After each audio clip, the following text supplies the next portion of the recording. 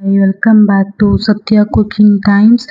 இன்றைக்கி என்ன பார்க்க போகிறோன்னா பாசி பருப்பு பாயாசம். வாங்க எப்படி செய்கிறதுன்னு பார்க்கலாம்.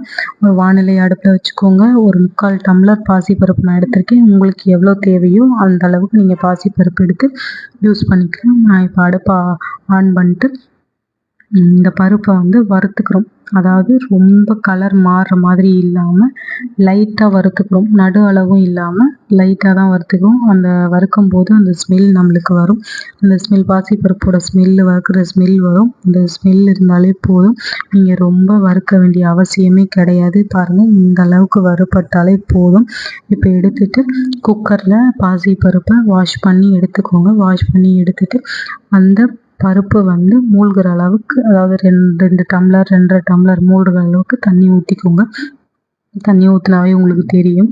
அப்போ அதுக்கப்புறமா குக்கர் விசில் போடுறதுக்காக மூடி வச்சுட்டு விசில் போட்டுக்கோங்க. விசில் போட்டதுக்கப்புறம் ஒரு 4-5 விசில் விட்டால் அந்த பாசிப்பருப்பு நல்லா குழையிற மாதிரி வந்துடும். பாருங்கள், இப்போ ஓப்பன் பண்ணி பார்த்தா நல்லா குழஞ்சி நல்லா இது பண்ணி மசிச்சு ஒரு அளவுக்கு வந்துடும். நான் கரண்டிலேயே மசிச்சுக்கிட்டேன். உங்களுக்கு தேவைன்னா நீங்கள் மத்தில் கூட மசிச்சுக்கலாம். கண்டிப்பாக நல்லாவே இருக்கும். மத்தில் மசிச்சா இன்னும் சூப்பராக இருக்கும். நான் கரண்டிலேயே மசிச்சுக்கிட்டேன். நல்லா எனக்கு வெந்துருச்சு. பாருங்கள், நல்லா குழஞ்சி குழன்னு இருந்தது. அதனால நான் கரண்டிலேயே மசிச்சுக்கிட்டேன். மசித்ததுக்கப்புறம் பாசிப்பருப்பு குழன்னு இருக்கும். உங்களுக்கு வேணும்னா தண்ணி கொஞ்சம் ஊற்றிக்கோங்க. தண்ணி கொஞ்சம் ஊற்றி அதுக்கப்புறமா கிண்டி விடுங்க. அடுப்பை ஆன் பண்ணி வச்சுக்கோங்க. ஆன் பண்ணி வச்சதுக்கப்புறம் கொஞ்சம் தண்ணி விட்டு அதுக்கப்புறம் நல்லா கிளறி விட்டிங்கன்னா ஒரு அளவுக்கு கெட்டி பதம் இல்லாமல் நல்லா கொஞ்சம் லைட்டாக தண்ணியாக வந்துடும். அதுக்கப்புறம் நீங்கள் என்ன பண்ணுறீங்கன்னா 250 கிராம், அதாவது நாட்டு சர்க்கரை எடுத்துக்கோங்க. எடுத்ததுக்கப்புறம் அதுக்குள்ளே போட்டிங்கன்னா நல்லா கலர்ஃபுல்லாக இருக்கும். நான் நாட்டு சர்க்கரை எடுத்திருக்கேன். நீங்கள் நார்மல் வெல்லம் எடுத்துக்கோங்க. என் பசங்க சாப்பிட்றதுனால நான் நாட்டு சர்க்கரை உடம்புக்கு நல்லதுன்னு சொல்லிட்டு இதையே ரொம்ப நல்லா எடுத்திருக்கேன். இருமல்லாம் வராது சொல்லிட்டு நாட்டு சர்க்கரையை நான் யூஸ் பண்ணிக்குவேன். உங்களுக்கு என்ன வெல்லம் வேணுமோ நீங்கள் அதை யூஸ் பண்ணி எடுத்துக்கலாம். நல்லா கிளறி விடுங்க. இன்னும் கொஞ்சம் நேரம் சூடாகட்டும்.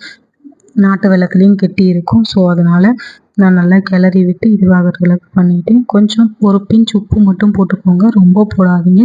ரொம்ப உப்பு கரிக்க ஆரம்பிச்சிடும் பாயாசம். அதனால் ஒரு பிஞ்ச் உப்பு மட்டும் போடுங்க. நல்லா கிளறி விடுங்க. அந்த கட்டியெல்லாம் போகிற அளவுக்கு கிளறி விட்டால் தான் பாயாசம் நல்லா ஸ்வீட்டாக இருக்கும். பாயாசம் ஸ்வீட்டாக இருந்தால் ரொம்ப. அதுக்கப்புறம் ஒரு பிஞ்ச் ஏலக்காய் பவுடர் கொஞ்சம் சேர்த்துக்கோங்க. ஏலக்காய் பவுடர் சேர்த்து நல்லா ஸ்மெல்லாக இருக்கும். பாயாசம் சாப்பிடும்போது ஸ்மெல் நல்லா வரும்ன்றதுக்காக போகிறோம். ஸோ அதனால் ஏலக்காய் ஒரு பிஞ்ச் போட்டுக்கோங்க. ஏலக்காய் தூள் ஒரு பிஞ்ச் போட்டதுக்கப்புறம் பாருங்கள், இந்த அளவுக்கு